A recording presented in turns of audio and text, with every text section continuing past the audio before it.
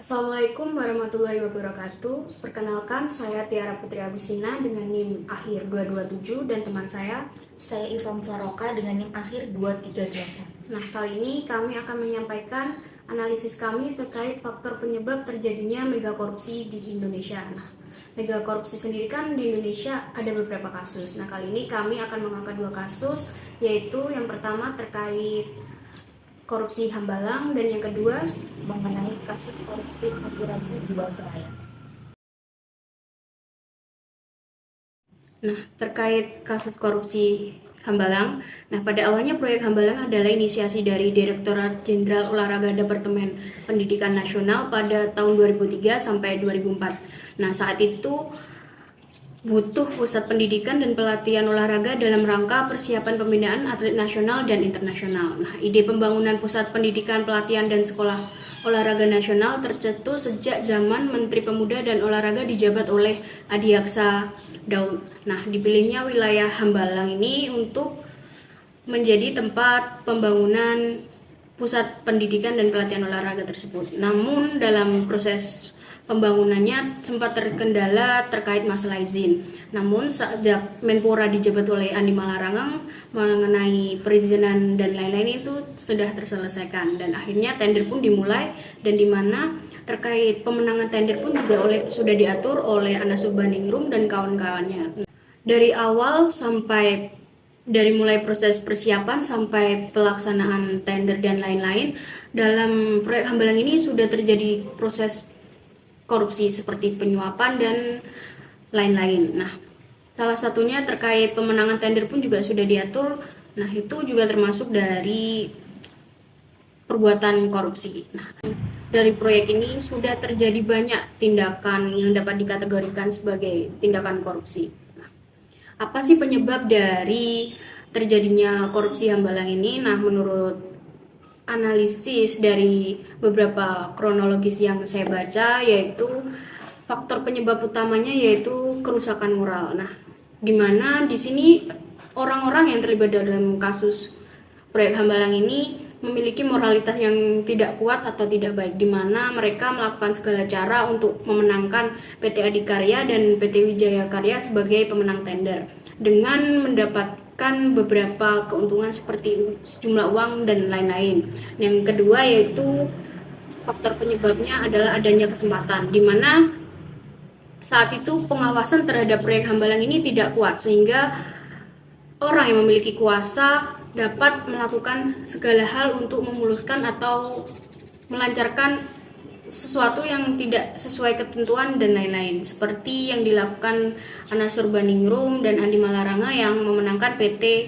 Adikarya dan PT Wijaya Karya. Nah, yang ketiga yaitu adanya kekuasaan. Nah, di mana pada saat itu Andi Malarangeng dan Anas Urbaningrum merupakan tokoh yang sangat berpengaruh dan memiliki kekuasaan dalam berjalannya proyek Hambalang ini. Nah, karena mereka memiliki kekuasaan dan jabatan yang tinggi, maka mereka bisa melakukan segala hal atau perbuatan curang untuk memuluskan pelaksanaan proyek Hambalang ini. Mengenai kasus korupsi Jiwasraya, PT Asuransi Jiwasraya merupakan sebuah badan usaha milik negara Indonesia yang bergerak di bidang asuransi. Kasus korupsi Jiwasraya dilakukan beberapa orang, diantaranya Beni Cokro dan Heri Hidayat. Mereka bekerja sama melakukan tindak pidana korupsi yang merugikan keuangan negara dan pencucian uang dalam pengelolaan keuangan dan dana investasi pada reksadana milik PT Asuransi Jiwasraya selama periode 2008 sampai 2018. Beni selaku Direktur Utama PT Hansol Internasional Tbk dan Heru selaku Komisaris Utama PT Trada Alam Mineral Tbk yang merupakan terdakwa dalam kasus korupsi dan investasi PT Asuransi Jiwasraya divonis hukuman penjara seumur hidup dan turut divonis membayar uang pengganti senilai 16,8 triliun. Mereka berdua dihukum dengan pidana tambahan berupa membayar uang pengganti kepada negara dan ketentuan jika dalam waktu 1 bulan sesudah putusan pengadilan mempunyai kekuatan hukum tetap dan terdakwa tidak membayar uang pengganti tersebut, maka harta bendanya disita dan dilelang untuk menutupi uang pengganti. Majelis hakim menilai Perbuatan keduanya termasuk kolaborasi jahat melakukan korupsi, pengelolaan dana dan penggunaan dana investasi Jiwasraya. Mereka dianggap telah melanggar pasal 2 ayat 1 junto pasal 18 Undang-Undang Nomor 31 Tahun 1999 sebagaimana telah diubah dengan Undang-Undang Nomor 20 Tahun 2001 tentang pemberantasan korupsi junto pasal 55 ayat 1 ke 1 KUHP. Khusus Beni Cokro dinilai melanggar dakwaan kedua yakni pasal 3 Undang-Undang Pencucian Uang. Beni Cokro dianggap mencuci uang hasil korupsi Jiwasraya dengan cara memasukkan dana hasil jual beli saham PT Hanson International Tbk dan perusahaan-perusahaan yang dikendalikannya serta pihak-pihak yang bekerja sama dengannya. Selain itu, Beni menggunakan uang dari hasil tindak pidana itu untuk membayar utang, membeli tanah, membeli properti, menukar dalam bentuk mata uang asing dan lain sebagainya. Sementara Heru Hidayat dinilai telah menggunakan uang nasabah Jiwasraya untuk berfoya-foya dengan berjudi di kasino di Singapura, Selandia Baru, dan Macau, sedangkan nasabah asuransi Jiwasraya yang jumlahnya sangat banyak tidak dapat menerima manfaat tabungannya dikumpulkan sedikit demi sedikit sehingga menghilangkan kepercayaannya terhadap asuransi. Terkait faktor-faktor yang menyebabkan terjadinya kasus korupsi Jiwasraya karena adanya satu sifat serakah. Sifat serakah merupakan faktor internal di mana tidak adanya sikap kurang puas dan selalu merasa kurang dengan apa yang dimiliki atau diperoleh, sehingga timbul rasa ingin memiliki lagi dengan cara cepat atau instan dan cenderung merugikan orang lain.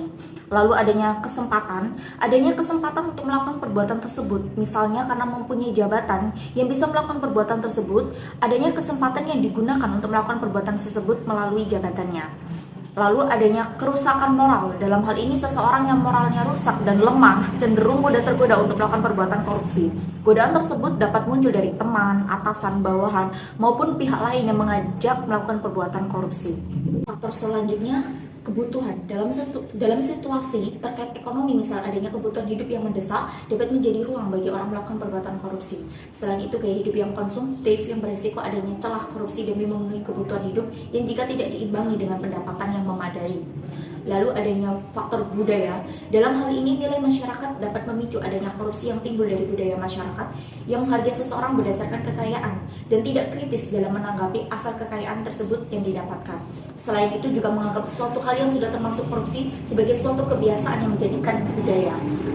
Faktor selanjutnya adanya kurang keterbukaan. Dalam hal ini umumnya satu sama lain seseorang menutupi tindakan korupsi yang dilakukan akibat kurang keterbukaan pelanggaran korupsi tetap berjalan dengan berbagai bentuk.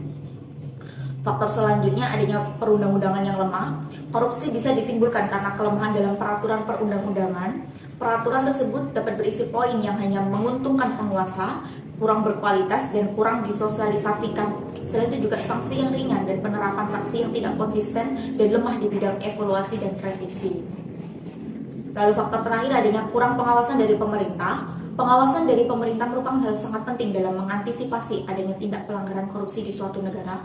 Apabila semakin longgar atau lemah pengawasan pemerintah, maka akan membuka peluang perbuatan korupsi terjadi dalam suatu negara.